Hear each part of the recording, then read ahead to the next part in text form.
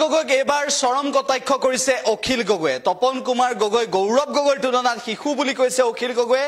কেৱল অখিল গগৈয়ে সেয়া মন্তব্য কৰা নাই, গৌৰৱ গগৈক যেতিয়া সমালোচনা কৰিছিল বিজেপিৰ নেতাসকলে যে গৌৰৱ গগৈয়ে যোৰহাট লোকসভা সমষ্টি চিনি পাবলৈ সময় লাগিব, ভালদৰে চিনি নাপায়, অখিল গগৈয়ে মন্তব্য কৰিছে যে যদি গৌৰৱ গগৈক এমাহ সময় লাগে যোৰহাট লোকসভা সমষ্টি চিনি পাবলৈ, কিন্তু তপন কুমাৰ গগৈক হিন্দী আৰু ইংৰাজী ক'বলৈ 20 বছৰ সময় লাগিব বুলি অখিল গগৈয়ে চৰম কটাক্ষ কৰিলে।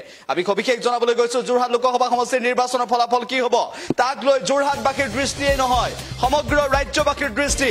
যোৰহাটত কাৰ কাৰ মাজত প্ৰতিদ্বন্দ্বিতা হ'ব, যোৰহাটত তপন কুমাৰ গগৈ আৰু গৌৰৱ গগৈৰ মাজত প্ৰতিদ্বন্দ্বিতা হ'ব, আৰু এই প্ৰতিদ্বন্দ্বিতাত গৌৰৱ গগৈয়ে শেষ হাঁহি মাৰিব পাৰিবনে নোৱাৰে, তপন কুমাৰ গগৈ আকৌ এবাৰ সাংসদ হ'ব পাৰিবনে নোৱাৰে, যোৰহাটৰ ৰাজনীতিক লৈ ইতিমধ্যে উত্তাল হৈ পৰিছে ৰাজ্য। আৰু যোৰহাটত গৌৰৱ গগৈ আৰু তপন কুমাৰ গগৈ এই দুগৰাকীৰ ভিতৰত আপোনাৰ দৃষ্টিত যোগ্য কোন সেয়া আপুনিও জানে, কিন্তু তাৰ সমান্তৰালভাৱে অখিল গগৈ আজি যি মন্তব্য কৰিছে, তপন কুমাৰ গগৈক এটি শিশু বুলি কৈছে গৌৰৱ গগৈৰ তুলনাত।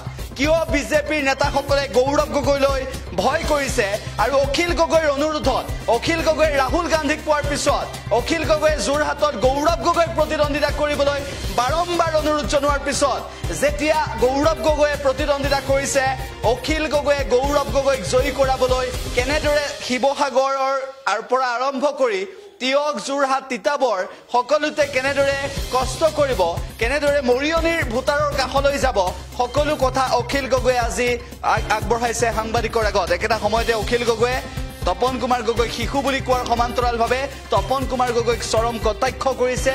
অখিল গগৈয়ে কি মন্তব্য কৰিছিল আজি সংবাদ মাধ্যমৰ আগত, সেই মন্তব্য আমি শুনিব বিচাৰিছো। প্ৰাৰ্থিত্ব প্ৰদানৰ ক্ষেত্ৰত ডেফিনেটলি মোৰ কোনো হস্তক্ষেপ নাই, কেৱল মই গৌৰৱ গগৈক যোৰহাট লোকসভা সমষ্টিত উঠিব লাগে বুলি অনুৰোধ জনাইছিলোঁ, ৰাহুল গান্ধীকো অনুৰোধ জনাইছিলোঁ। আৰু গৌৰৱ গগৈক লোকসভা সমষ্টিত আমি অকল উঠিবলৈ কোৱা নাই, গৌৰৱ গগৈৰ কাৰণে 100% দিবৰ কাৰণে প্ৰস্তুত হৈ আছোঁ, আৰু গৌৰৱ গগৈক আমি যোৰহাট লোকসভা সমষ্টিত জয়ী কৰাম। যিহেতু তপন গগৈ ডাঙৰীয়া এতিয়া হাৰিব পাৰে, তপন গগৈ হাৰিব বুলি তেওঁলোক বিজেপি দলটো নিশ্চিত হৈছে, তেওঁলোকে সেইকাৰণে এতিয়া ভয় খাইছে। তেওঁলোকে এতিয়া মানে দুজন কেণ্ডিডেটৰ মাজত তুলনা কৰাটো বন্ধ কৰি দিলা। এতিয়া কৈছে যে গৌৰৱ গগৈ আৰু নৰেন্দ্ৰ মোদীৰ ইলেকশ্যন। আৰে ক'ত গৌৰৱ গগৈ আৰু নৰেন্দ্ৰ মোদীৰ ইলেকশ্যন হৈছে? কিমান ভয় খাইছে সেইটোতে ওলাই গৈছে নাই? গৌৰৱ গগৈ বোলে আৰু নৰেন্দ্ৰ মোদীৰ মাজত নিৰ্বাচন, গৌৰৱ গগৈ আৰু তপন গগৈৰ লগত নিৰ্বাচন, এই কথাটো ক'বই পৰা নাই। কেলে?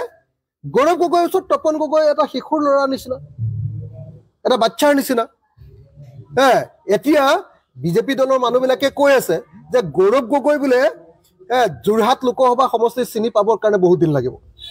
আৰে গৌৰৱ গগৈক যেনিবা যোৰহাট লোকসভা সমষ্টি চিনি পাবৰ কাৰণে এমাহ সময় লাগিলে, কিন্তু তপন গগৈকতো ইংৰাজী আৰু হিন্দী ক'বৰ কাৰণে কমেও 20 বছৰ লাগিব। আৰু হয়নে নহয় কওকচোন? যিজন মানুহে ইংৰাজীও নাজানে, যিজন মানুহে হিন্দীও নাজানে, সেই তপন গগৈক বা যোৰহাট লোকসভা সমষ্টিৰ নিচিনা এটা সন্মানীয় লোকসভা সমষ্টিৰ পৰা জিকাই পঠিয়াই কিবা লাভ আছে নেকি? আজি তেওঁলোকে এইবিলাক প্ৰপগাণ্ডা উলিয়াইটো লাভ নাই, আৰু এইটো প্ৰপগাণ্ডা উলিয়াই লাভ নাই, যে এইটো প্ৰচাৰ কৰি লাভ নাই যে অখিল গগৈ আনি ইয়াত হৰুৱাবলৈ আনিছে। অখিল গগৈ গৌৰৱ গগৈৰ কাৰণে এনেকুৱাকৈ খাটিব। এতিয়া মই তীৰ কপে জ্বৰত আছোঁ, যোৱা 3 দিন ধৰি মোৰ সাংঘাতিক জ্বৰ, কিন্তু জ্বৰৰ মাজতো মিটিং কৰিছোঁ, আৰু আজি জ্বৰৰ মাজতো গৌৰৱ গগৈৰ লগত ঘূৰিম। আজি শিৱসাগৰ আহিব, আমি একেলগতে ঘূৰিম। আজি থাউৰাত আমাৰ ৰাইজৰ দলে গৌৰৱ গগৈৰ লগত ব্যাপক ৰূপত ঘূৰিছে, আৰু আমি গৌৰৱ গগৈক জিকাব পাৰিম। যিকোনো কনচান্স থকা মানুহে, যিকোনো বিবেচনা থকা মানুহে, যিকোনো বিবেকবান মানুহে গৌৰৱ গগৈৰ বাহিৰে তপন গগৈক কিয় ভোট দিব? আৰু যিহেতু তপন গগৈ গৌৰৱ গগৈৰ ওচৰত এটা শিশুৰ নিচিনা, গতিকে তেওঁলোকে আবুল তাবুল বকা আৰম্ভ কৰিছে।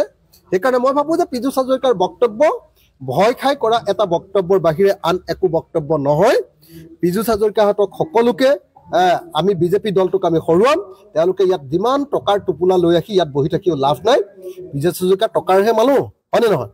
টকা আনিহে তেওঁ কিনিম বুলি ভাবিছে, কিন্তু যোৰহাট লোকসভা সমষ্টিৰ মানুহক টকা দি কিনিব নোৱাৰে। গতিকে পীযুষ হাজৰিকাই ইয়াত বেছি ডায়লগ মাৰি থাকি লাভ নাই।